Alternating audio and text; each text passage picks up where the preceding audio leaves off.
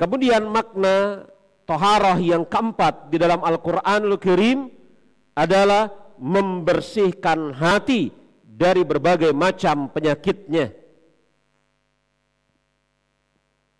Membersihkan hati dari berbagai macam penyakitnya. Ini sebagaimana Allah Subhanahu wa taala berfirman tentang hikmah di balik syariat hijab bagi wanita muslimah, menundukkan pandangan bagi kaum muslimin dan berbicara di balik tabir.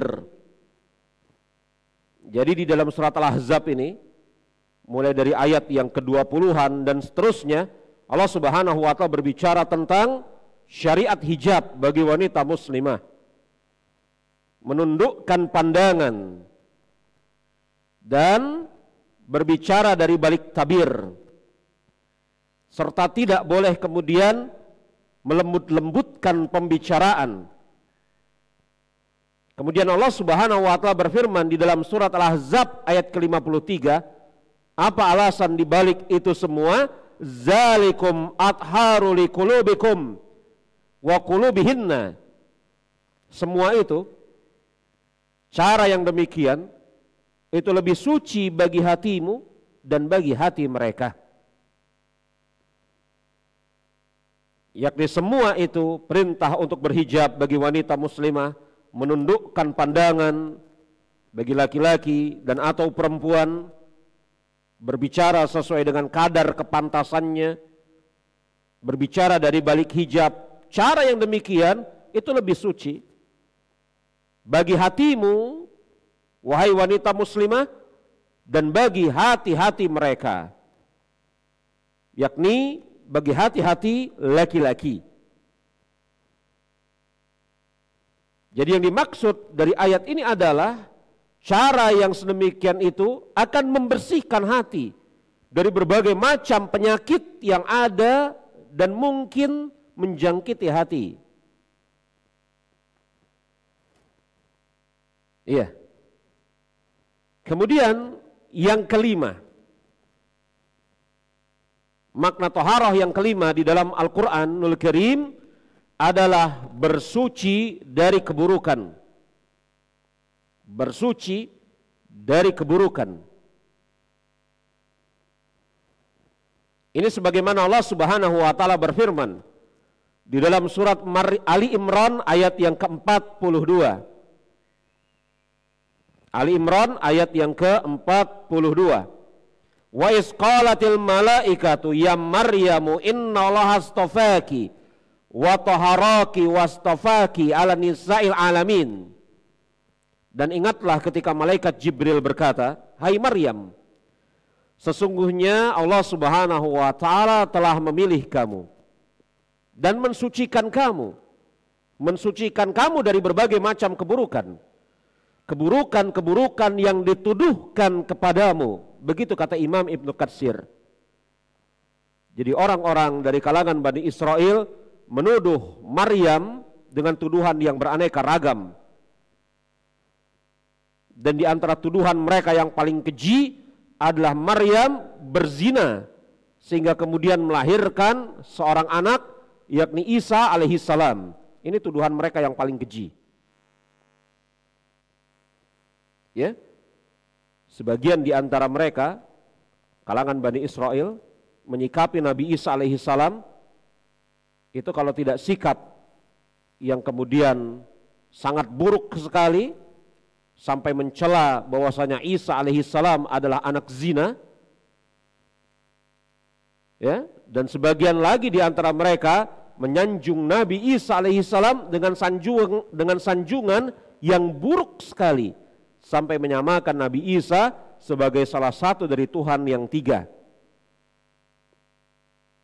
Ya, maka terfitnahlah kaum Bani Israel dengan peristiwa bahwasanya Maryam hamil melahirkan Nabi Isa alaihissalam tanpa memiliki pasangan. Terfitnahlah Bani Israel dalam masalah ini.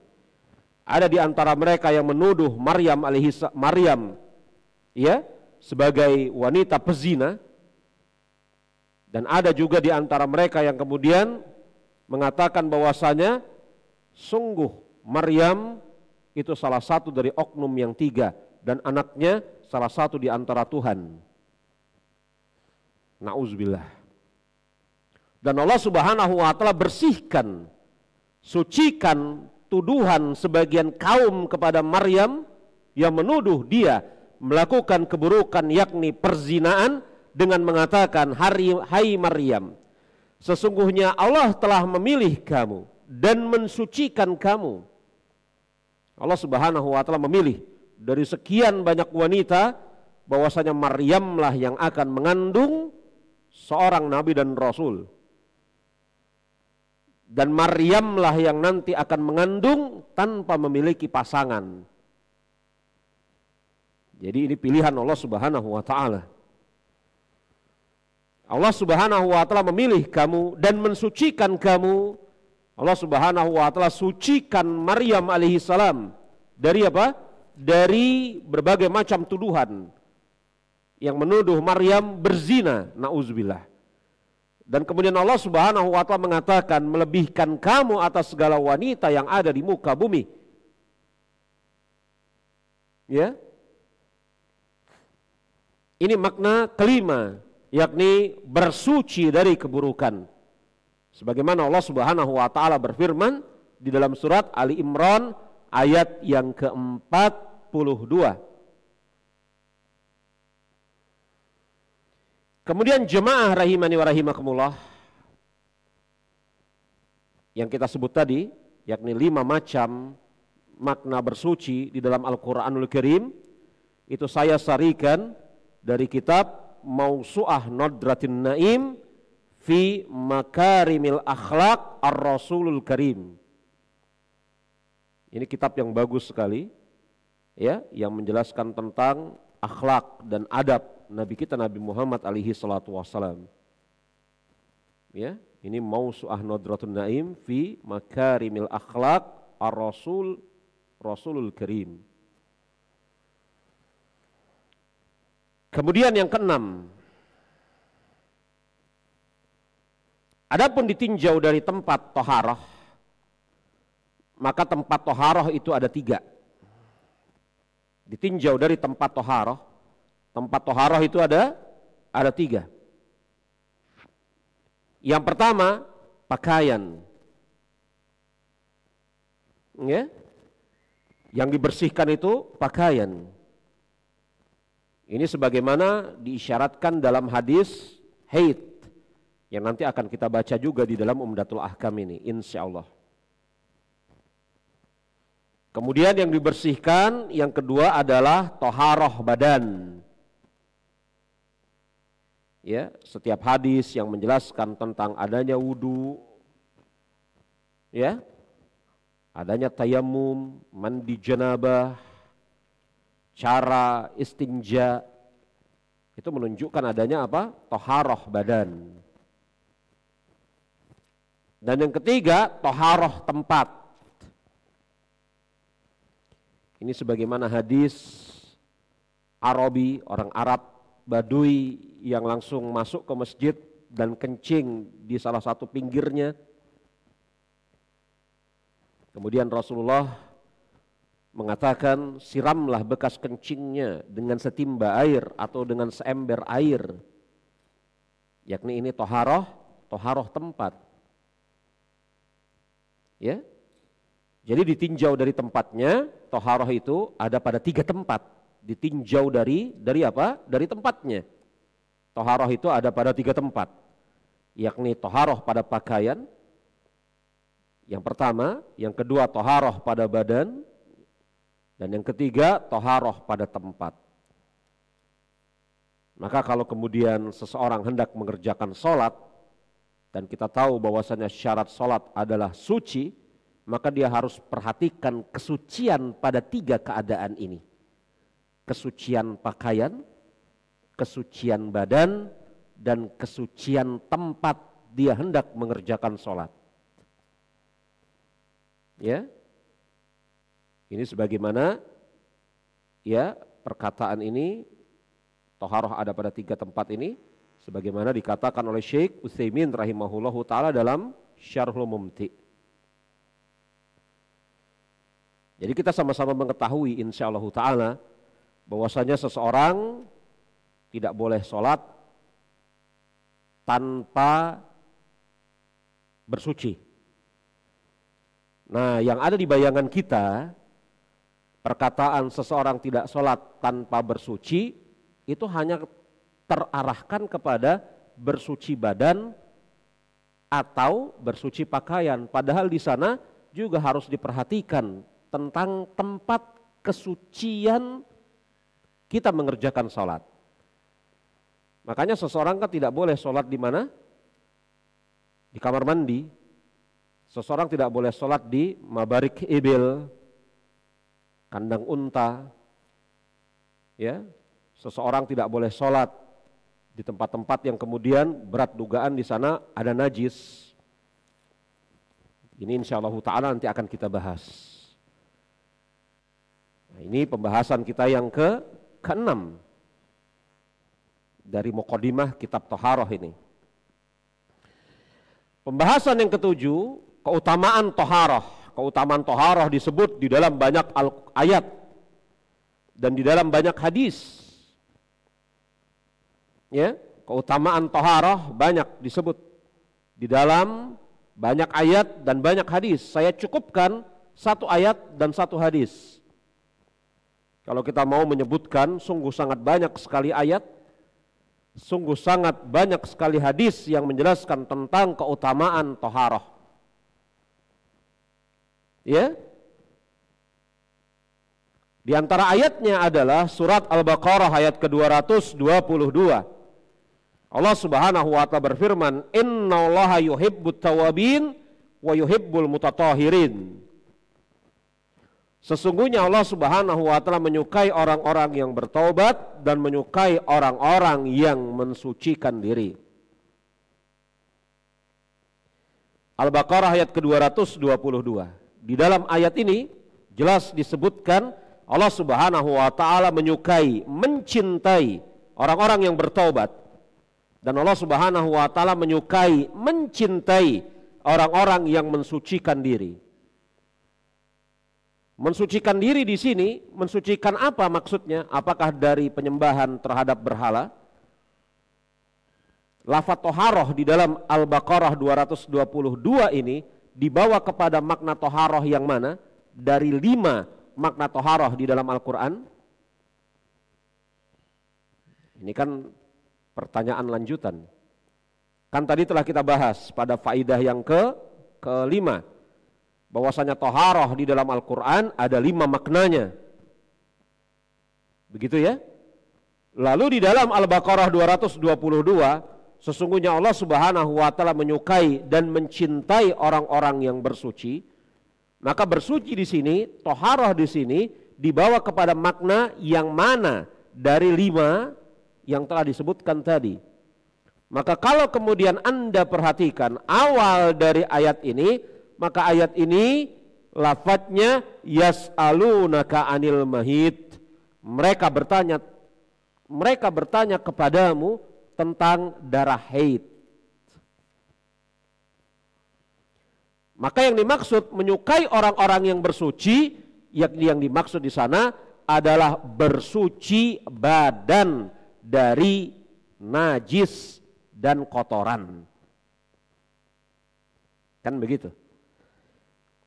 Ini sebagaimana kemudian hadis ya yang dikeluarkan oleh Imam Bukhari dan Imam Muslim. Maaf, dari Imam Muslim, semoga Allah Subhanahu wa ta'ala merahmati beliau, dari sahabat Abu Malik Al-Asy'ari radhiyallahu anhu. Bahwasanya dia berkata, bahwasanya Rasulullah sallallahu alaihi wasallam bersabda, "At-tuhur syatrul iman." Bersuci adalah setengah dari iman. Ini menunjukkan kepada kita keutamaan dari bersuci. Bahkan Rasulullah menyebutkan bahwasanya bersuci adalah setengah dari iman. Inilah 7 hal yang kita bahas terkait dengan makna toharoh, makna kitab dan makna toharoh. Di dalam kitab toharoh ini Al-Imam Abdul Ghani Al-Maqdisi rahimahullahu ta'ala dalam Umdatul Ahkam membawakan 49 hadis yang penjelasannya insyaallah ta'ala akan kita mulai dengan membacakan hadis yang pertama. Iya. Hadis yang pertama. An Amiril Mukminin, saya berharap yang mengikuti taklim ini sudah memiliki kitab Umdatul Ahkam, minimal matannya. Ya, minimal matannya. Adapun syarahnya, maka penjelasan Umdatul Ahkam, ya, ini banyak sekali syarah terhadap Umdatul Ahkam. Maka dalam penjelasan saya ini, saya akan meringkas syarah-syarah yang sedemikian banyak terhadap Umdatul Ahkam. Ya, tapi minimal kemudian ya mengikuti taklim ini memiliki matan Umdatul Ahkam. Ya, kita mulai hadis yang pertama. An Amiril Mukminin Abi Hafsin Umar bin Khattab radhiyallahu anhu qala sami'tu Rasulullah sallallahu alaihi wasallam yaqul innamal a'malu binniyat wa innamal likulli imri'in ma nawa faman kanat hijratuhu ila Allahi wa rasulihi fahijratuhu ila Allahi wa rasulihi wa man kanat hijratuhu lid-dunya yusibuha au imra'atin yankihuha fahijratuhu ila ma hajjara ilaihi. Dari Amirul Mukminin Abu Hafsin Umar bin Khattab, semoga Allah Subhanahu wa taala meridhai beliau, beliau berkata, aku mendengar Rasulullah sallallahu alaihi wasallam bersabda, sesungguhnya amal itu tergantung dengan niatnya. Dan setiap orang akan mendapatkan sesuai dengan apa yang dia niatkan. Siapa yang berhijrah kepada Allah dan Rasulnya, maka hijrahnya kepada Allah dan Rasulnya. Siapa yang berhijrah karena dunia yang akan diraihnya atau wanita yang akan dinikahinya, maka hijrahnya kepada apa yang dia niatkan. Hadis riwayat Imam Bukhari dan Imam Muslim. Dalam hadis ini setidaknya ada 15 pembahasan yang hendak kita bahas. Ada berapa? Ada 15 pembahasan yang hendak kita bahas. Ya, 15 pembahasan yang akan kita bahas dan kemudian akan kita berikan faidah-faidah, yakni ringkasan atas 15 pembahasan tersebut. Yang pertama, faidah apa? Pembahasan pertama. Imam Abdul Ghani Al-Maqdisi memulai kitab Umdatul Ahkam dengan hadis innamal a'malu binniyat. Kenapa? Ya, karena setidaknya 3 alasan. Kenapa bukan yang lain gitu loh? Kenapa dimulai dengan hadis innamal a'malu binniyat? Bukan dimulai dengan hadis yang lain. Apa alasannya? Setidaknya dengan 3 alasan. Yang pertama, toharoh adalah syarat sahnya sholat. Maaf, toharoh di antara syarat sahnya adalah niat. Maka memulai dengan hadis niat adalah perkara yang mencocoki. Ya, toharoh di antara syarat sahnya adalah niat. Maka memulai dengan hadis niat adalah sesuatu yang mencocoki. Makanya jemaah memang ada khilaf di dalam masalah ini. Nanti ini khilafnya akan kita sebutkan ketika kita membahas tentang mandi janabah. Seseorang yang kemudian dia junub, ya, setelah itu dia mandi, basah semua tubuhnya tanpa terkecuali, Akan tetapi bersamaan dengan itu dia tidak berniat untuk menghilangkan hadas dari tubuhnya dengan sebab junub. Apakah kemudian telah terhitung bersih dari janabah seseorang yang melakukan perbuatan tersebut? Memang ada khilaf di antara para ulama di dalam masalah ini. Tetapi pendapat yang kuat, dan ini yang saya pegang, Allahu a'lam, ketika seseorang kemudian dalam keadaan janabah dan dia membasahi seluruh tubuhnya, akan tetapi dia tidak berniat menghilangkan hadas, maka tidak teranggap sebagai suatu perbuatan yang menghilangkan junubnya. Nanti kita akan bawakan ucapan Syekh As-Sa'di rahimahullahu ta'ala tentang fungsi niat di dalam syariat Islam. Maka toharoh ya dipersyaratkan adanya niat.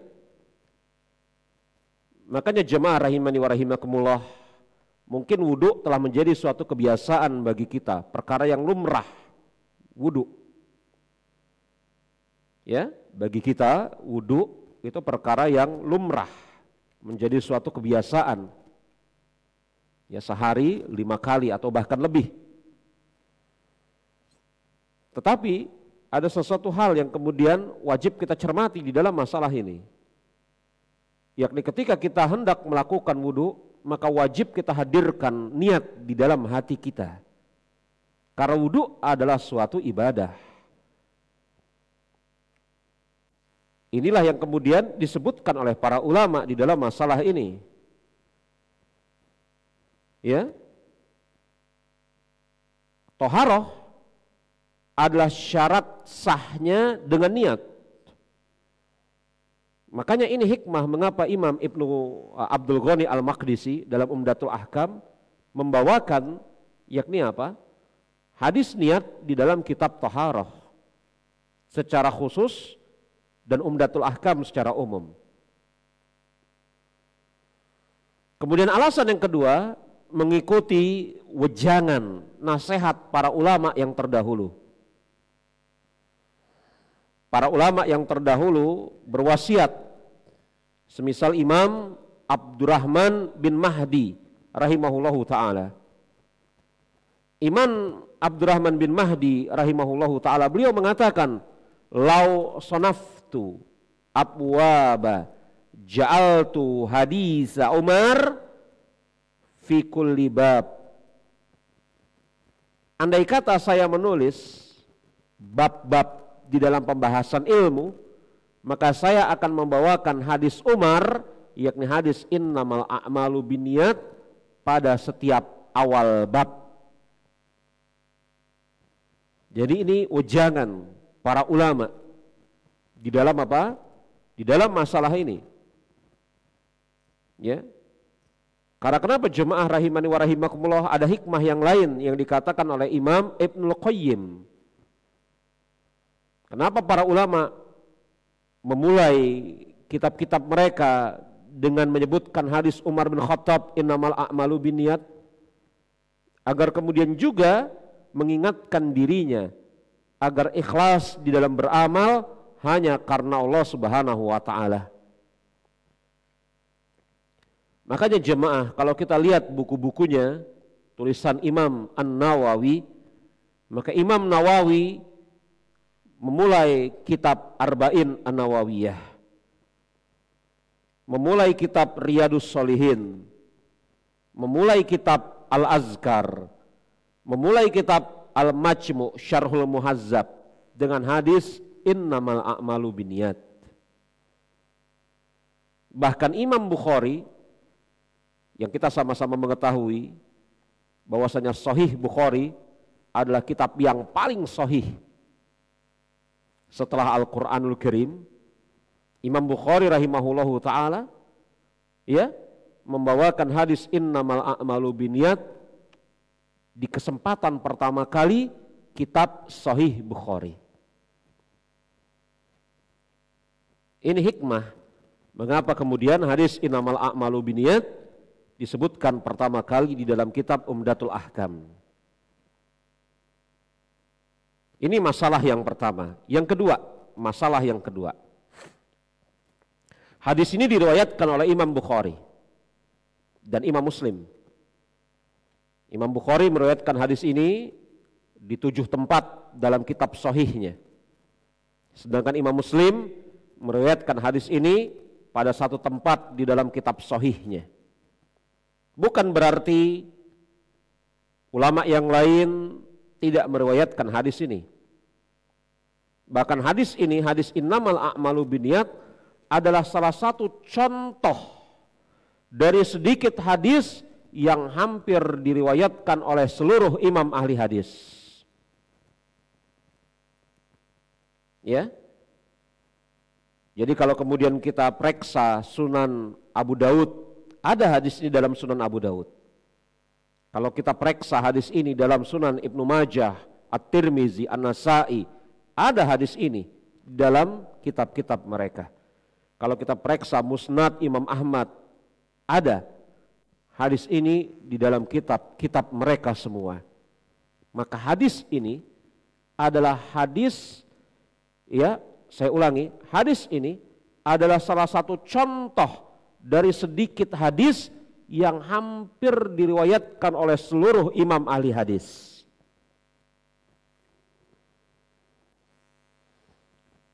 Iya.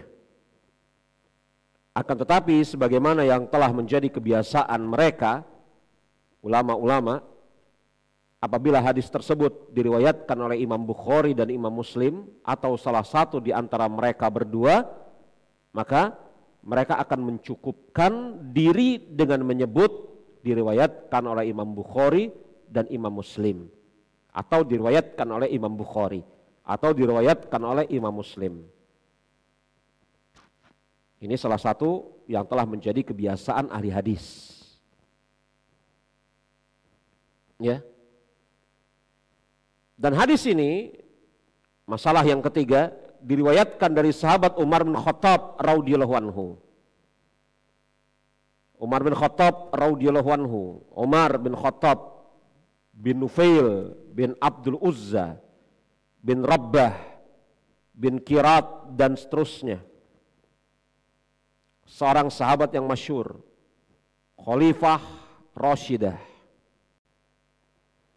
Salah seorang di antara sahabat yang dijamin masuk surga. Orang yang pertama kali mendapatkan gelar Amirul Mukminin. Jadi kalau ditanya siapa yang pertama kali mendapatkan gelar Amirul Mukminin, maka dia adalah Umar bin Khattab. Ini sebagaimana ada di dalam Al-Awailnya Imam Tabrani. Jadi Umar bin Khattab radhiyallahu anhu adalah orang yang pertama kali mendapatkan gelar Amirul Mukminin. Al-Faruq. Ya. Beliau adalah menantu Rasulullah dari pihak Hafsah binti Umar. Wafat pada tahun 23 Hijriah pada usia 63 tahun. Semoga Allah Subhanahu wa taala meridhoi beliau.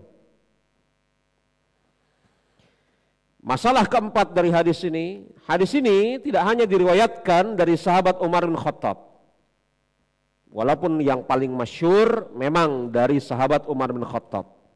Tetapi hadis ini juga diriwayatkan oleh Sa'ad bin Abi Waqqas, Ali bin Abi Thalib, Abu Sa'id Al-Khudri dan yang lainnya.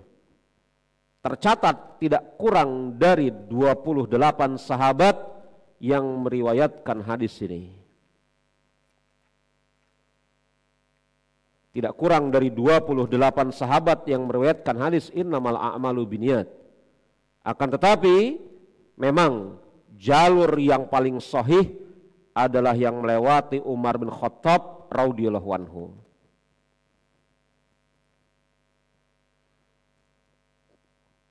Masalah yang kelima, para ulama bersepakat akan keagungan dan ketinggian dari hadis ini. Ya, para ulama sepakat mengagungkan dan memuliakan hadis ini. Imam Asy-Syafi'i rahimahullahu taala beliau mengatakan hadzal haditsu thulutsul ilm wa yadkhulu fil sab'ina baban minal fiqh. Hadis ini sepertiga ilmu, maka masuk ke dalamnya 70 bab dari pembahasan fikih. Hadis ini sepertiga ilmu kata Imam Asy-Syafi'i, dan masuk ke dalamnya yakni 70 pembahasan dari bab fikih. Ya. Nah, para ulama mengagungkan hadis ini. Mereka menyebutkan hadis ini sepertiga ajaran agama Islam. Mereka menyebutkan hadis ini sepertiga dari keimanan. Di antara yang menyebutkan hadis ini sepertiga dari keimanan adalah Imam Baihaqi rahimahullahu ta'ala. Kenapa? Karena kita sama-sama mengetahui iman di sisi Ahlus Sunnah wal Jamaah adalah keyakinan yang ada di dalam hati, ucapan yang muncul dari lisan, dan perbuatan anggota badan. Sedangkan niat adalah amaliyah hati, sepertiga dari keimanan. Makanya Imam Baihaqi di dalam kitab beliau Syu'abul Iman menyebutkan bahwasanya hadis innamal a'malu binniyat adalah sepertiga keimanan. Karena iman di sisi Ahlus Sunnah, ya, itu adalah keyakinan hati, ucapan lisan, dan amal anggota badan yang dia bisa bertambah dengan ketaatan dan berkurang dengan kemaksiatan. Keyakinan hati itulah niat.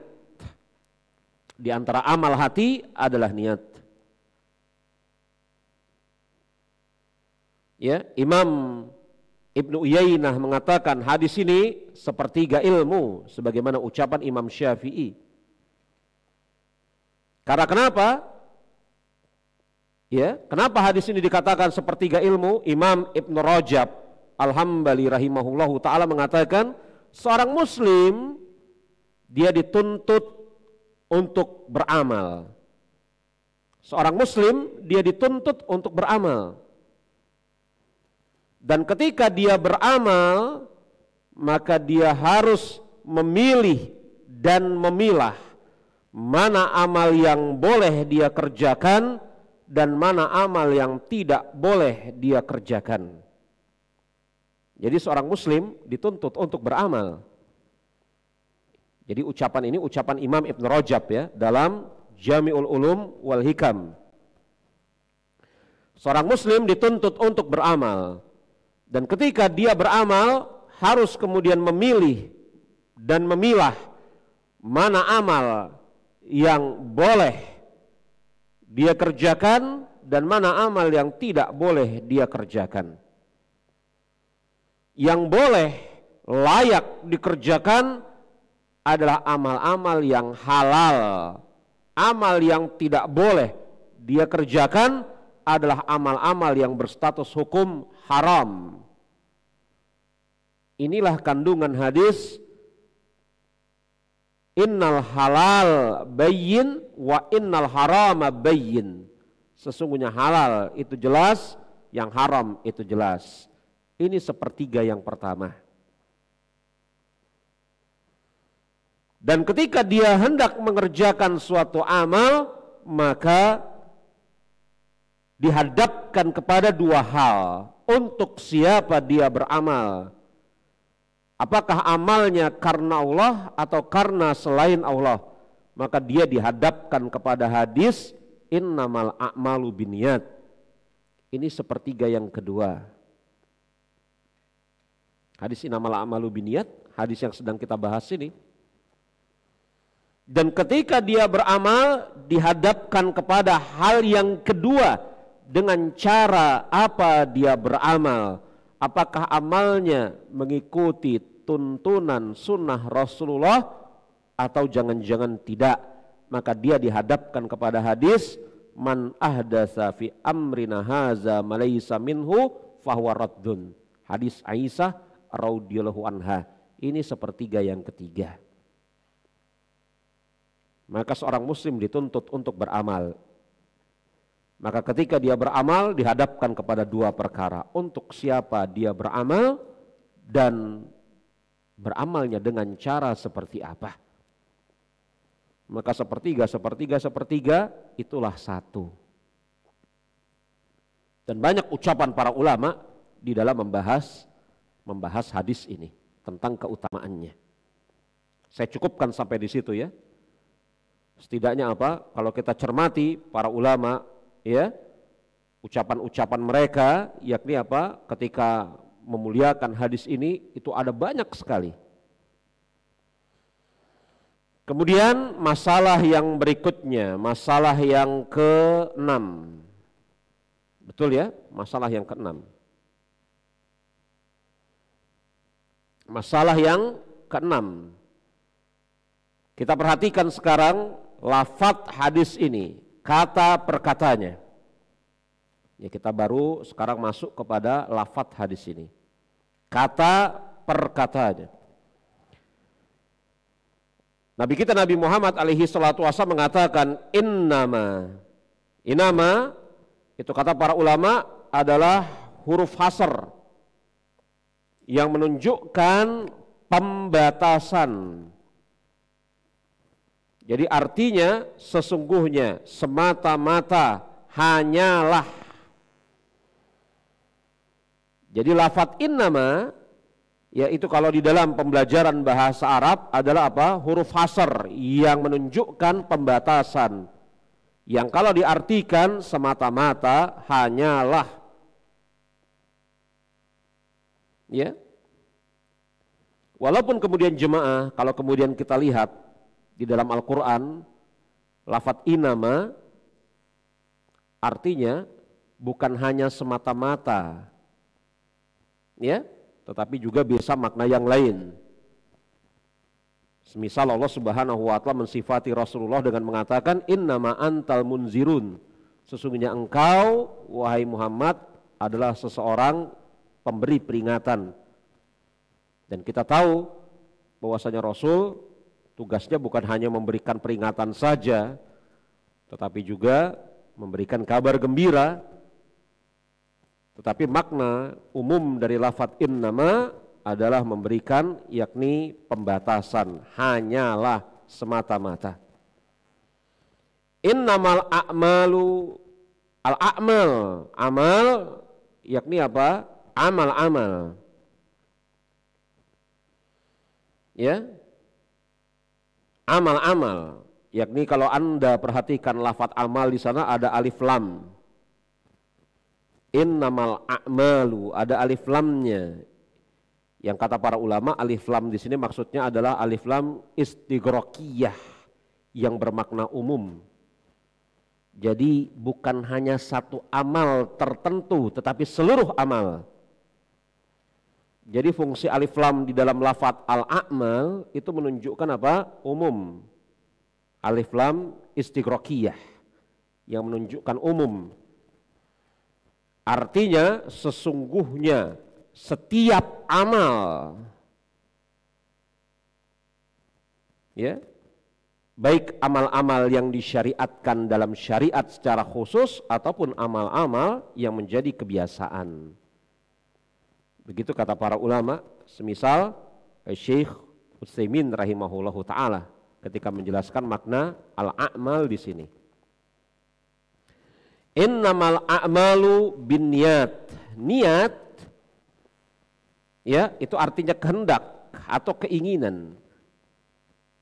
Kehendak atau keinginan hati untuk mengerjakan suatu perbuatan. Ini sebagaimana ucapan Imam Ibnu Manzur. Imam Ibnu Manzur rahimahullahu ta'ala, beliau mengatakan makna dari niat adalah umuri min amrin ala qalbi azmin wa huwa niyatin. Niat adalah kehendak hati untuk mengerjakan suatu perbuatan. Cermati baik-baik ucapan Imam Ibnu Manzur dalam kitab beliau Lisanul Arab ketika mendefinisikan niat adalah kehendak hati. Ya. Maka sudah barang tentu ketika dikatakan niat adalah kehendak hati, maka melafatkannya bukan perkara yang disyariatkan. Melafatkan niat bukan perkara yang disyariatkan. Ini sebagaimana ungkapan para ulama semisal Syekhul Islam Ibnu Taimiyah yang nanti akan kita bahas insyaallah taala. Ya. Baik, niat adalah kehendak hati untuk mengerjakan suatu perbuatan. Ya, niat adalah kehendak hati untuk mengerjakan suatu perbuatan. Ya, ini kata Imam Ibnu Manzur rahimahullahu taala. Innamal a'malu binniyat. Kemudian di sana ada lafaz hijrah. Hijrah maksudnya adalah berpindah dari negeri syirik menuju negeri Islam. Hijrah di dalam hadis ini maksudnya adalah berpindah dari negeri syirik menuju negeri Islam. Walaupun hijrah bukan hanya ini saja maknanya. Ya, setidaknya ada 3 makna hijrah. Tetapi di dalam hadis ini makna hijrah adalah berpindah dari negeri syirik menuju negeri Islam. Masalah yang ketujuh.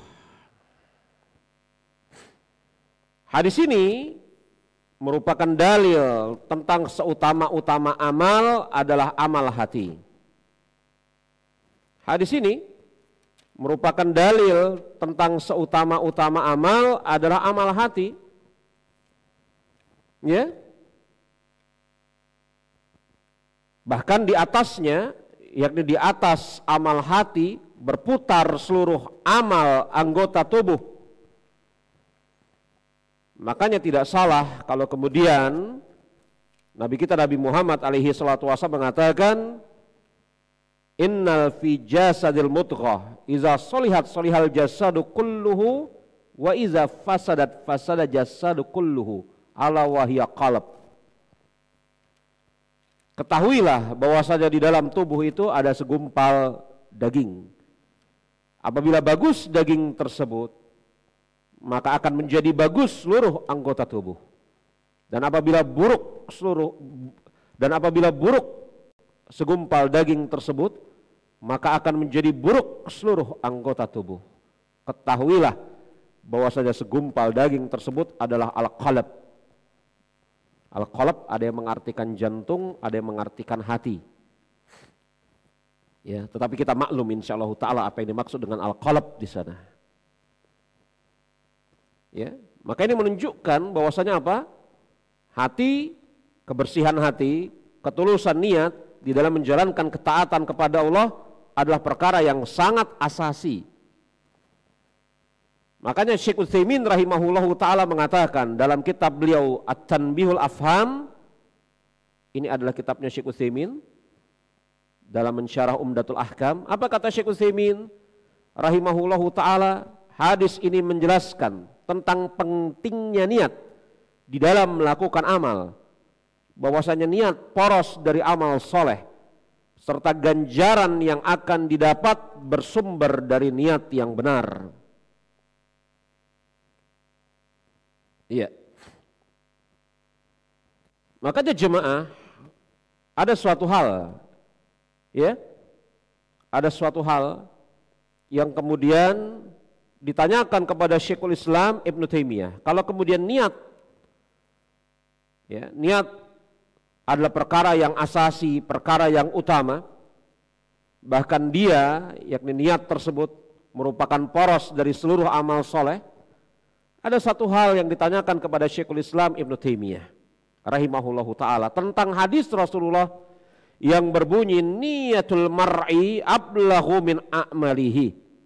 Niat seorang hamba itu lebih kuat daripada amalnya. Jadi hadis ini ditanyakan kepada Syekhul Islam Ibnu Taimiyah tentang makna hadis ini. Niat seorang hamba itu lebih kuat daripada amalnya. Hadis ini dikeluarkan oleh Imam Baihaqi. Sebagian ulama menghasankan hadis ini. Adapun Syekh Al-Albani rahimahullahu ta'ala mendoifkan hadis ini. Syekh Al-Albani mendoifkan hadis ini dalam Do'if Jami'us Shagir. Ya, sebagian ulama menghasankan hadis ini, diantaranya Al-Imam Baihaqi dalam Syu'abul Iman. Hadisnya lafadznya niatul mar'i ablughu min a'malih. Niat seorang hamba itu lebih kuat daripada amalnya.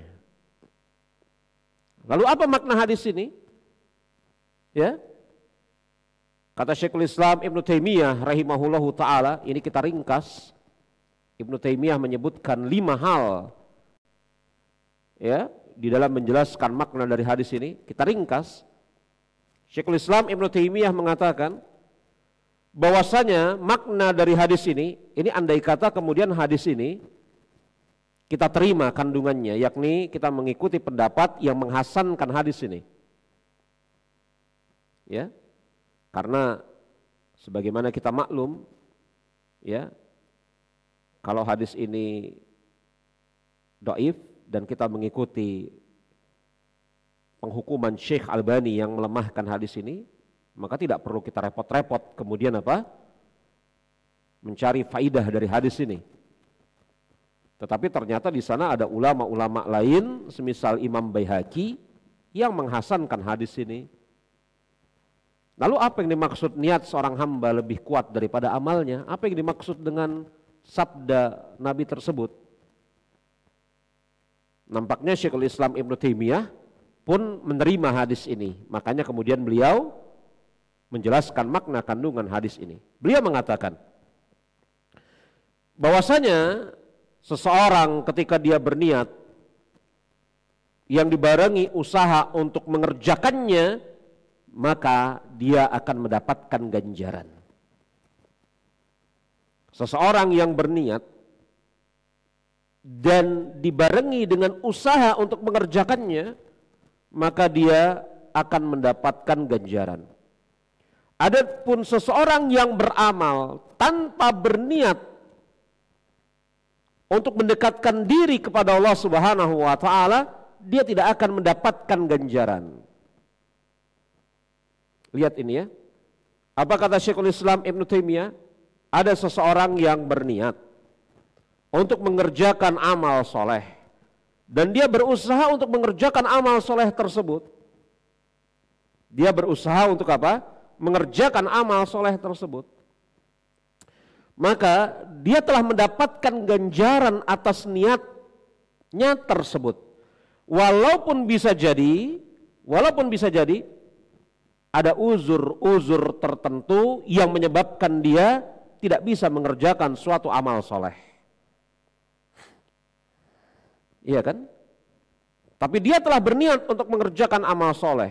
Dia bersungguh-sungguh, betul-betul hendak mengerjakan amal soleh tersebut.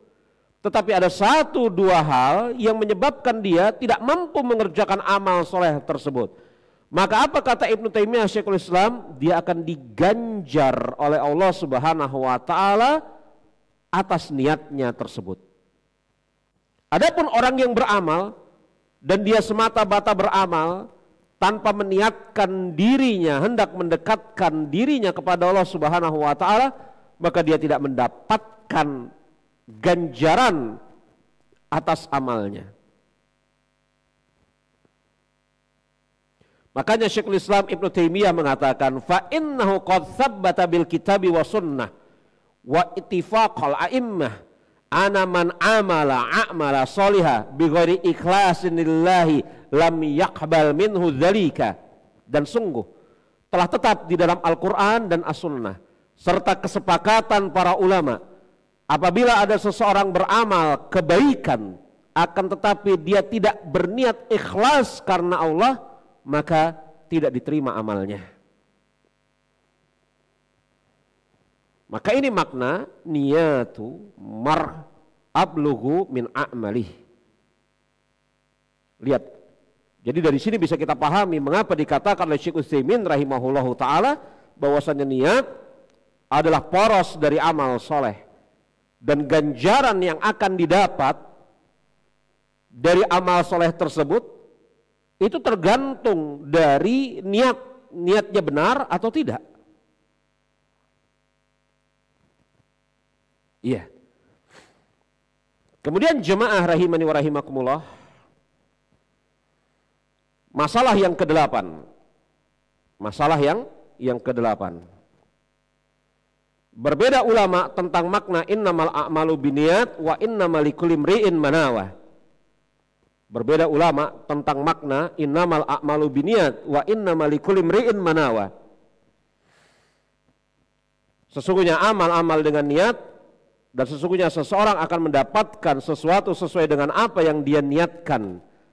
Apakah dua kalimat ini adalah kalimat yang maknanya sama? Yakni sesungguhnya amal-amal dengan niat, itu kalimat yang pertama. Dan sesungguhnya seseorang akan mendapatkan sesuatu sesuai dengan niatnya, itu kalimat yang kedua. Apakah dua kalimat ini maknanya sama atau maknanya berbeda? Sebagian ulama mengatakan ini maknanya sama, pengulangan. Tetapi Syekh Utsaimin menolak sambil mengatakan yang benar adalah kalimat pertama, yakni innamal a'malu binniyat, itu maknanya tidak sama dengan wa innamal likulli imri'in manawah. Ya, kalimat yang pertama untuk menunjukkan niat amal. Ya. Sedangkan kalimat yang kedua untuk menunjukkan pahala atas amal. Maksudnya apa? Lafadz innamal a'malu binniyat, sesungguhnya amal-amal dengan niat, itu menunjukkan niat di dalam beramal. Amalnya, niatnya untuk apa? Untuk mendekatkan diri kepada Allah atau selainnya? Nah, begitu kira-kira apa yang diinginkan oleh Syekh Utsaimin. Ya. Sedangkan kalimat yang kedua, wa innamal likulli imri'in manawa, itu untuk menunjukkan ganjaran atas amal. Dan sesungguhnya seseorang mendapatkan sesuatu sesuai dengan apa yang dia niatkan. Kalau niatnya karena Allah, maka dia akan mendapatkan ganjaran dari Allah. Kalau dia niatnya bukan karena Allah, maka dia tidak mendapatkan ganjaran. Bahkan bisa jadi dan sangat mungkin dia diazab. Maka lafadz innamal a'malu binniyat itu niat di dalam beramal. Sedangkan wa innamal likulli imri'in manawa itu ganjaran di dalam beramal. Dan ganjaran di dalam beramal itu tidak akan mungkin didapat kecuali dia beramal niatnya karena Allah. Ini pembahasan yang ke-8. Yang ke-9. Niat merupakan syarat sahnya ibadah. Seperti haji, puasa, sholat, dan yang lainnya. Dan tidak sah ibadah tanpa niat. Ini pendapat jumhur ulama. Memang di sana ada pendapat yang diriwayatkan dari sisi Imam Abu Hanifah. Bahwasanya Imam Abu Hanifah mengatakan toharoh tidak diperlukan niat. Karena toharoh bukan ibadah yang berdiri sendiri, tetapi dia adalah ibadah untuk menunjang sholat. Bahkan dia termaksud bagian dari sholat itu sendiri. Tapi pendapat Imam Abu Hanifah dalam masalah ini keliru. Dan yang benar adalah pendapat jumhur ulama. Kita tidak bahas secara panjang lebar khilaf di dalam masalah ini ya. Cukup saya isyaratkan bahwasanya Imam Abu Hanifah berpendapat khususnya di dalam masalah toharoh, wudu dan mandi janabah tidak diperlukan niat. Ini pendapat beliau salah. Ya, semoga Allah Subhanahu wa taala merahmati beliau. Salahnya dari mana? Nanti akan kita bahas insyaallah taala. Kemudian yang ke-10. Masalah yang ke-10. Niat merupakan amal hati sebagaimana ucapan Imam Ibnu Manzur tadi. Sehingga melafatkan niat itu perkara yang tidak disyariatkan bid'ah. Syekhul Islam Ibnu Taimiyah rahimahullahu taala mengatakan melafatkan niat adalah perbuatan bid'ah yang tidak pernah dilakukan oleh Rasulullah, juga tidak pernah dilakukan oleh para sahabat. Begitu juga ucapan Imam Ibnul Qayyim di dalam masalah ini. Ya, maka cukup dihadirkan niat di dalam hati tanpa kemudian berlebih-lebihan atau memaksa-maksakan diri.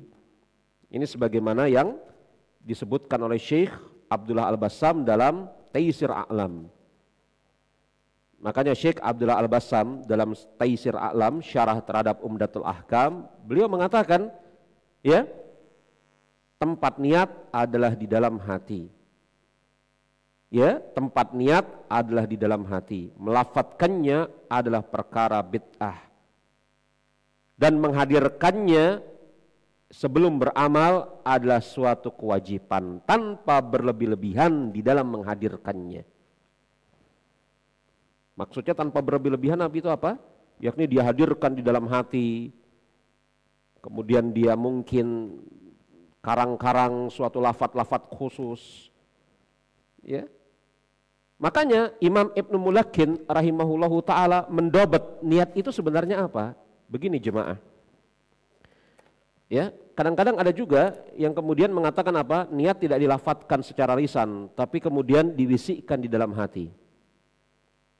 Contohnya bagaimana Ustadz? Contohnya begini, kalau kemudian niat itu nawaitu wudu rafil hadasi asgor lillahi ta'ala, itu kan lisan ya. Tetapi kemudian lafadz tersebut tidak diucapkan di dalam lisan, tetapi hadirkan di dalam hati, yakni dibatinin, begitu ya. Ada sebagian ya yang mengatakan hal seperti itu, yakni niat itu dibatinin di dalam hati. Kan begitu. Allahu a'lam bishawab. Ya, di dalam masalah ini ya, di dalam masalah ini nampaknya saya memegang pendapat Imam Ibnu Mulakin. Dan Syekh Abdullah Al-Bassam juga mengatakan seperti itu, tidak perlu kemudian memaksa-maksakan diri di dalam menghadirkan niat di dalam hati. Ya. Apa kata Imam Ibnu Mulakin ketika mendobat apa yang dimaksud dengan niat? Kata beliau, ya, jadi seseorang itu telah disifati, dia telah memiliki niat untuk mengerjakan amal itu seperti apa? Kata Imam Ibnu Mulakin rahimahullahu ta'ala, ketika seseorang mengerjakan amal secara bersengaja untuk mengikuti perintah syariat,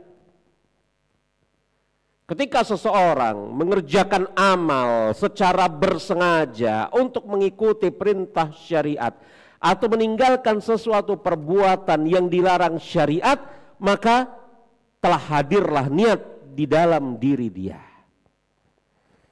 Ini ucapan Imam Ibnu Mulakin, ini bagus sekali ya, dalam kitab beliau Al-I'lam bi Fawaid Umdatul Ahkam.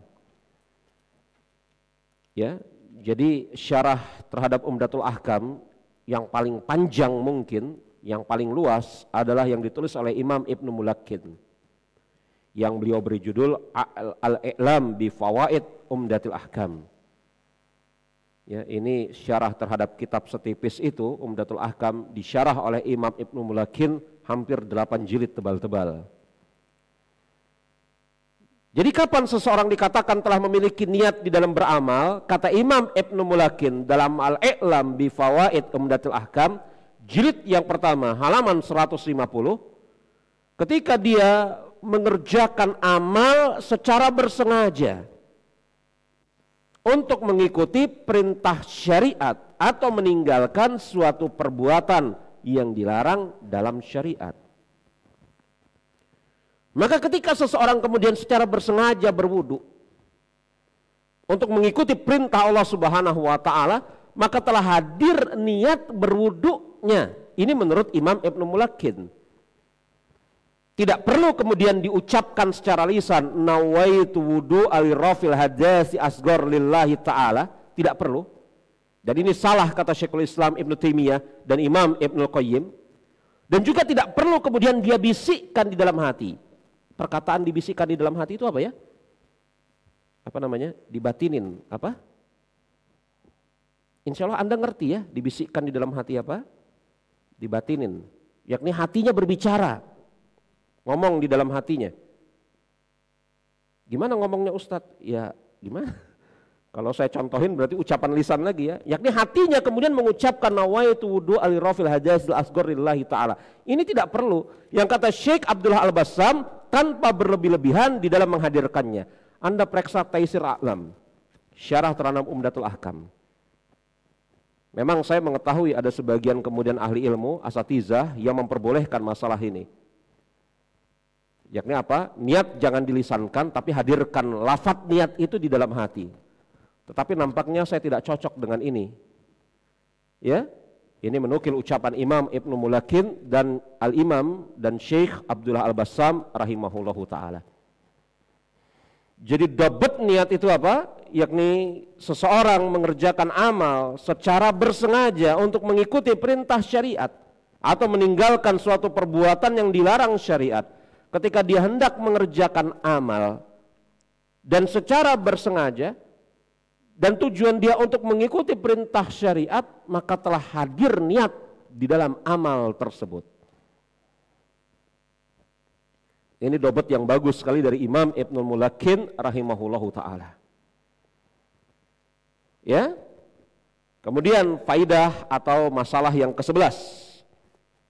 Wajibnya ikhlas dalam mengerjakan amal hanya untuk Allah Subhanahu wa ta'ala saja. Wajibnya ikhlas di dalam mengerjakan amal hanya untuk Allah Subhanahu wa ta'ala saja. Dan ulama kita berbeda pendapat tentang suatu amal yang dimasuki dengan niat selain Allah. Jadi gambarannya begini ya jemaah. Ketika seseorang beramal, dari awal niatnya bukan karena Allah, jelas ini kesyirikan. Ketika seseorang beramal soleh, niatnya bukan karena Allah, jelas ini kesyirikan. Ya, ini kesyirikan. Tetapi bagaimana ketika dia beramal, niatnya karena Allah, kemudian dimasuki? Ketika dia mengerjakan amal, niatnya karena Allah, kemudian di pertengahan amal dimasuki niat untuk selain Allah Subhanahu wa ta'ala. Apakah kemudian amalnya teranggap sah atau tidak sah, tidak mendapatkan ganjaran? Al-Imam Izzuddin bin Abdissalam, ya, beliau menyebutkan ada khilaf di dalam masalah ini. Dan tampaknya Imam Izzuddin bin Abdissalam, beliau mengatakan annahu la ajra fihi mutlaqan. Imam Izzuddin bin Abdissalam menyebutkan ada khilaf di dalam masalah ini. Dan beliau menguatkan pendapat bahwasanya apa? Ketika seseorang beramal niatnya karena Allah, kemudian diselipi niat sesuatu selain Allah, annahu la ajra fihi mutlaqan, maka tidak ada ganjarannya sama sekali secara mutlak. Yang tidak ada itu ganjarannya, bukan berarti amalnya tidak sah. Kemudian Al-Imam Izzuddin bin Abdissalam mengatakan, nampaknya ini yang benar, kata dia. Nampaknya ini yang benar. Karena kenapa? Karena di dalam hadis qudsi Allah Subhanahu wa ta'ala berfirman, ana aghniya'u syuraka'i anisyirki man amila amalan asyraka fihi ma'i ghairi taraktuhu wa syirkahu. Dalam hadis qudsi yang dikeluarkan oleh Imam Muslim, Allah Subhanahu wa ta'ala berfirman, aku maha kaya, tidak memerlukan sekutu-sekutu. Siapa yang beramal dengan suatu amal yang menyekutukan aku di dalam amal tersebut dengan sesuatu selainku, maka aku akan tinggalkan dia bersama sekutunya. Jadi ini pendapat Al-Imam Izzuddin bin Abdissalam, bahwasanya apa? Yakni dia tidak diterima sama sekali amalnya, tidak ada ganjarannya walaupun sah.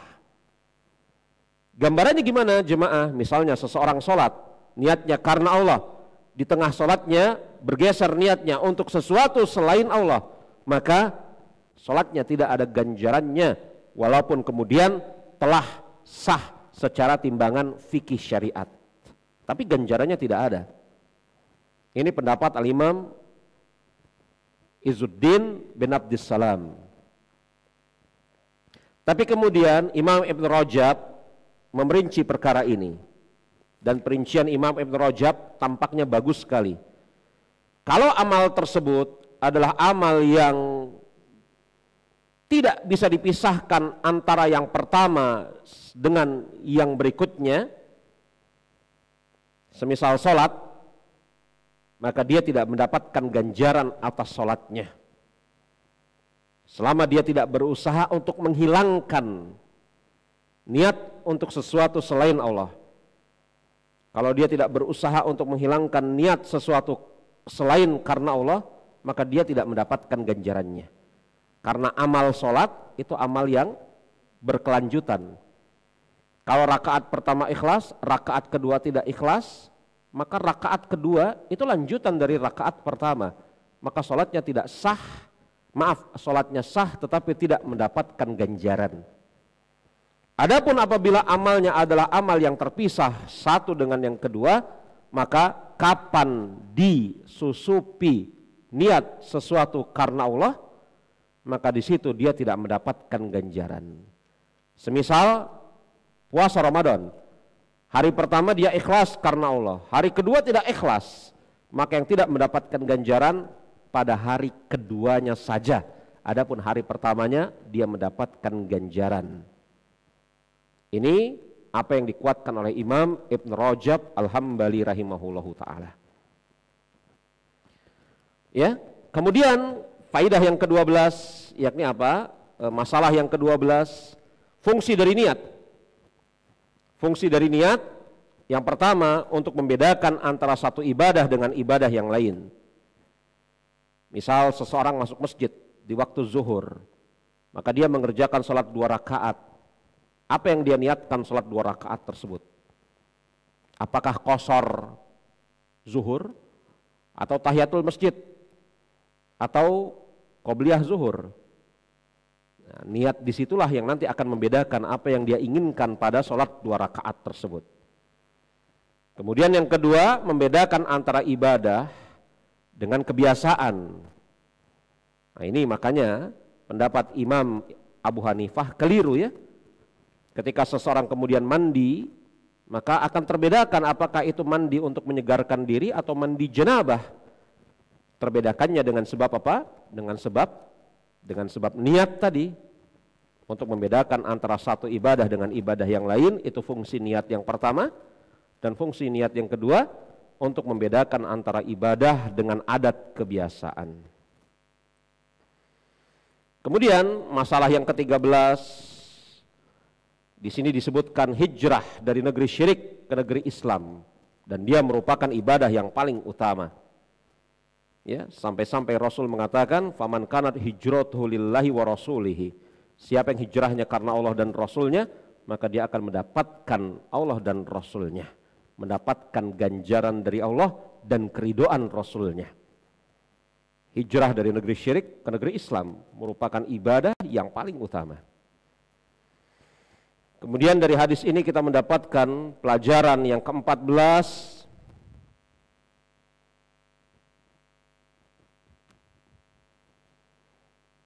Pelajaran yang ke-14 yakni apa? Peringatan dari fitnahnya dunia.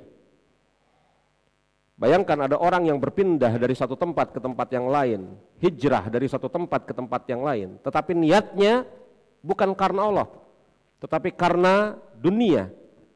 Maka dia tidak mendapatkan ganjaran dari Allah dan keridhaan Rasulullah. Ini peringatan dari fitnahnya dunia. Ya, peringatan dari fitnahnya dunia. Kemudian hadis ini juga pelajaran yang ke-15, peringatan dari bahayanya yakni fitnahnya wanita. Ada orang yang kemudian berhijrah dari satu tempat ke tempat yang lain karena hendak menikahi seorang wanita. Maka dia tidak mendapatkan apa-apa atas hijrahnya, yakni peringatan atas yakni fitnahnya wanita. Ya, ini sebagaimana kemudian Rasulullah bersabda dalam hadis yang dikeluarkan oleh Imam Bukhari dan Imam Muslim dari sahabat Usamah bin Zaid radhiyallahu anhu, bahwasanya Rasulullah SAW bersabda, "Ma taraktu ba'di fitnatan addaru ala rijal minan nisa." Tidak ada yang meninggal, tidaklah aku meninggalkan tidaklah ada fitnah sepeninggalanku yang lebih berbahaya bagi kaum laki-laki melebihi fitnahnya wanita. Ya, tidak ada yang lebih berbahaya, lebih dahsyat bagi kaum laki-laki fitnah atas mereka sepeninggalanku melainkan fitnah wanita. Makanya kemudian sebelum kita tutup yakni taklim kita di kesempatan pagi hari ini dan membuka nanti sesi tanya jawab, ada kalimat yang bagus sekali dari Syekh Utsaimin rahimahullahu taala di dalam masalah ini. Kalau kemudian antuna yakni muslimah mencermati hadis ini, ya, Anda akan jumpai bahwasanya di sana Rasulullah SAW menyebutkan ada seseorang yang hijrah karena Allah dan Rasulnya. Inilah amal ketaatan. Dan ada seseorang yang hijrah karena untuk mencari dunia dan untuk menikahi wanita yang hendak dia nikahi. Jadi hijrahnya bukan karena Allah. Kita tidak sebutkan motivasi hijrah karena Allah dan Rasulnya, ya. Bukannya itu tidak penting, tetapi yang ingin saya sampaikan di sini adalah apa yang diucapkan oleh Syekh Utsaimin rahimahullahu taala. Syekh Utsaimin rahimahullahu taala dalam kitab beliau Tanwirul Afham, syarah terhadap Umdatul Ahkam, Nabi kita Nabi Muhammad alaihi salatu wasallam menyebutkan secara khusus wanita. Ya, padahal wanita itu pada hakikatnya merupakan bagian dari dunia. Wanita yang hidup di muka bumi ini kan merupakan bagian dari dunia. Bukankah seperti itu? Ya. Tapi Rasul menyebutkan siapa yang berhijrahnya karena hendak mencari dunia yang ingin dia gapai, atau menikahi wanita yang dia cintai, padahal wanita itu pada hakikatnya merupakan bagian dari dunia. Bahkan Rasul mengatakan min mata'id dunya, termaksud perhiasan dunia. Kenapa Rasul mengkhususkan wanita di sini? Padahal wanita itu merupakan bagian dunia, karena apa?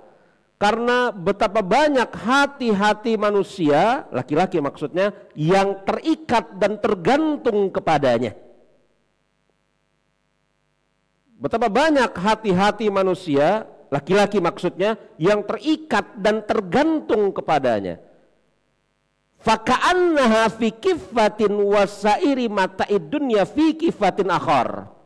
Maka seakan-akan andai kata kemudian dunia itu mau dibagi, maka wanita itu ada pada sebagiannya dan seluruh dunia ada pada bagian yang lain. Padahal wanita itu bagian dari dunia, ya. Maka dari sini kata Syekh Utsaimin rahimahullahu taala, beliau mengatakan andai kata kemudian dikatakan bahwasanya dunia itu adalah al-mata, perhiasan, dan wanita adalah perhiasan, maka pada hakikatnya seluruh perhiasan dunia itu sama dengan perhiasan yang ada pada wanita. Bahkan kata Syekh Utsaimin rahimahullahu taala, wanita yang solehah pada hakikatnya dia adalah perhiasan dunia sekaligus perhiasan akhirat bagi seorang laki-laki soleh. Ucapan Syekh Utsaimin ini bagus sekali. Hikmah dibalik mengapa kemudian wanita secara khusus disebutkan di dalam hadis ini. Memang di sana ada perkataan lain bahwasanya hadis ini diucapkan oleh Rasulullah karena ada seseorang yang berhijrah karena untuk menikahi Ummul Qais dalam hadis yang dikeluarkan oleh Imam At-Tabrani. Tetapi riwayat yang menjelaskan bahwasanya ada laki-laki yang hendak menikahi Ummu Qais maka dengan sebab itu dia berhijrah adalah riwayat-riwayat yang lemah sebagaimana dikatakan oleh Al-Hafidz Ibnu Hajar Al-Asqalani rahimahullahu ta'ala. Baik, mungkin ada yang mau ditanyakan, saya persilahkan. Kalau ada yang mau ditanyakan, saya persilahkan. Kita masih punya waktu kurang lebih sekitar 10 menit ke depan sampai jam 11. Ada yang mau ditanyakan?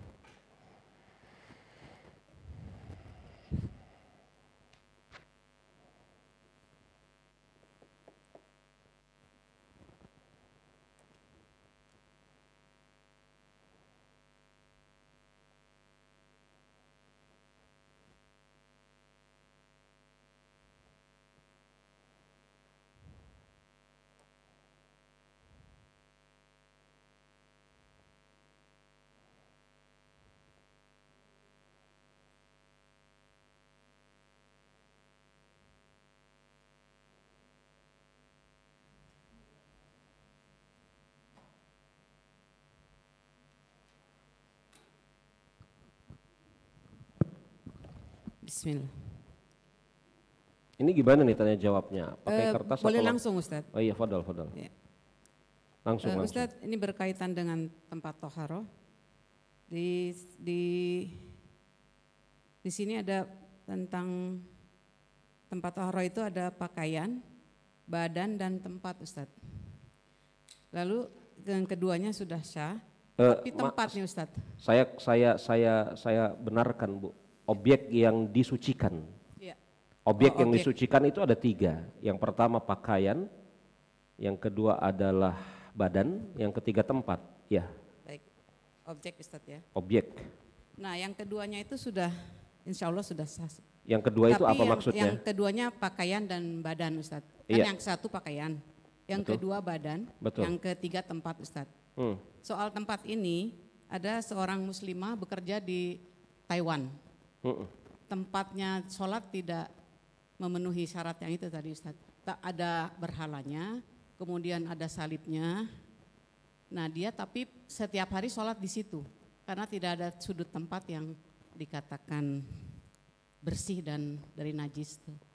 Betul. Lalu? Nah, bagaimana hukum sholatnya Ustadz selama ini? Iya, pembicaraan fikih adalah pembicaraan yang kemudian bisa dan sangat mungkin di sana ada kelapangan keluasan pengecualian. Makanya kita kenal ada kaidah-kaidah fikih. Jadi pembahasan fikih, ketika kita membahas fikih itu tidak akan mungkin sempurna pembahasan fikih kita kecuali kita lengkapi dengan yang namanya usul fikih dan qawaid fikih. Usul fikih dan kaidah-kaidah fikih. Kalau kemudian seseorang membahas fikih dan kemudian tidak menyertai dengan pembahasan usul fikih, qawaid fikih dan maqasid syariah, maka dia akan jadi sosok yang kemudian kaku tanpa toleransi. Padahal syariat Islam, kata Rasulullah, di sana ada kemudahan. Allah Subhanahu wa taala mengatakan fattaqillahi mastata'tum. Kan begitu. Nah, bagi orang-orang yang kemudian di dalam keadaan seperti ini, saya ulangi, bagi orang-orang yang di dalam keadaan seperti ini, maka membersihkan badan dia sanggup, membersihkan pakaian dia sanggup, membersihkan tempat bagaimana? Kan dia tidak sanggup, karena dalam keadaan dia di negeri kafir, sudut tempat sholat dia tidak mungkin terlepas dari berbagai macam berhala. Maka kalau dalam keadaan ini dia tidak mampu mencari tempat yang lain, maka di sana berlaku suatu kaidah fikih yang berbunyi ad-darurah tuhibbul mahzurah. Yang namanya perkara darurat itu memperbolehkan sesuatu yang awalnya dilarang. Memang tidak boleh sholat menghadap berhala. Nggak boleh seorang muslim secara bersengaja sholat menghadap misalnya na'udzubillah min zalik salib, nggak boleh. Tetapi kalau dia tidak sengaja dan atau dia tidak menemukan tempat lain kecuali itu dan tidak mungkin atas diri dia untuk kemudian menyingkirkan gangguan yang semisal itu, waktu sholatnya sudah mau habis, kalau dia tidak sholat maka tidak ada lagi kemungkinan dia bisa mengerjakan sholat di tempat lain. Maka ad-darurah tuhibbul mahzurah. Keadaan darurat suatu saat memperbolehkan apa yang awalnya dilarang. Nah, dan di sana juga ada pembicaraan lanjutan tentang apa yang dimaksud darurat dan kadar dilarang yang diperbolehkan untuk dilakukan seperti apa. Ini tidak kita bahas karena ini pembahasan qawaidul fikih, kaidah-kaidah fikih. Tetapi saya hanya mengisyaratkan saja. Begitu ya? Baik. Iya. Bisa dipahami jawaban saya ya? Iya. Ada lagi mungkin?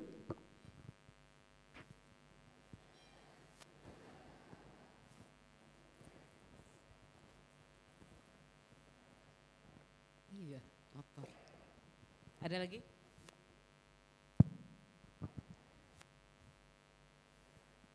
Jadi kembali kepada melanjutkan jawaban tadi, bolehkah hal ini kita lakukan di negeri kita? Kita sholat menghadap berhala di negeri kita di Indonesia ini, bolehkah? Apa jawabannya? Tidak boleh, karena kita masih mungkin memiliki dan memilih tempat yang bebas dari berhala, betul? Maka di dalam negeri kita, Indonesia, itu bukan sesuatu yang darurat. Tetapi memang betul di negeri-negeri yang lain bisa jadi itu sesuatu yang tidak mungkin dicari. Kan begitu ya? Nah. Jadi walaupun bertahun-tahun di situ, dia harus berusaha. Makanya lafadznya fattaqillahi mastata'tum. Bertakwalah kalian semampu kalian. Lihat lafadznya semampu kalian. Kerahkan dahulu usaha untuk mencari tempat yang bebas. Dan ingat, bahwasanya ketika kemudian diperbolehkan sholat di tempat yang seperti itu, berdalil dengan kaidah fikih ad-darurah tuhibbul mahzurah, Imam Syafi'i memerinci kaidah tersebut, bahwasanya yang namanya darurat itu harus sesegera mungkin disingkirkan. Harus sesegera mungkin disingkirkan, bukan kemudian apa? Dipelihara. Ini ya. Ini penting sekali ya. Ada sebagian teman-teman yang kemudian, maaf ya, bekerja di bidang ribawi misalnya. Kemudian dia beralasan, kalau saya tidak kerja di bidang ribawi ini, anak istri saya tidak makan. Bolehkah saya kerja di sini untuk sementara waktu? Jawabannya, boleh kalau mempergunakan kaidah ad-darurah tuhibbul mahzurah. Kalau betul-betul dia tidak kerja di situ, anak istrinya tidak makan, itu darurat, boleh. Tetapi bukan berarti dia memperpanjang kontrak kerja di tempat tersebut. Dia asik tidak berusaha untuk mencari jalan keluar agar bisa resign dari tempat tersebut. Itu salah. Karena ketika kemudian dikatakan darurat memperbolehkan sesuatu yang awalnya dilarang, Imam Syafi'i membawakan dua turunan atas kaidah ini. Yang pertama, darurat harus sesegera mungkin disingkirkan. Bukan kemudian dinikmati. Dan yang kedua, yang dilarang tersebut itu diambil sesuai dengan kadar keperluan. Ya. Jadi kalau jawabannya, maaf, kalau pertanyaannya selama mungkin seterusnya dia sholat di situ, maka dia harus berusaha mencari tempat yang lain. Ya. Kalau kemudian dia berusaha mencari tempat yang lain, dia kerahkan kemudian segenap kemampuan untuk mencari tempat yang lain, tidak dia jumpai, ya apa boleh buat.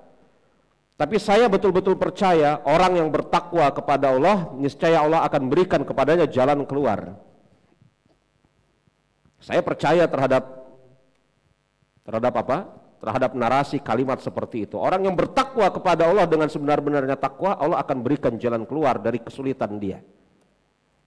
Begitu. Iya. Baik Ustaz. Jazakallahu khair. Ada lagi jemaah?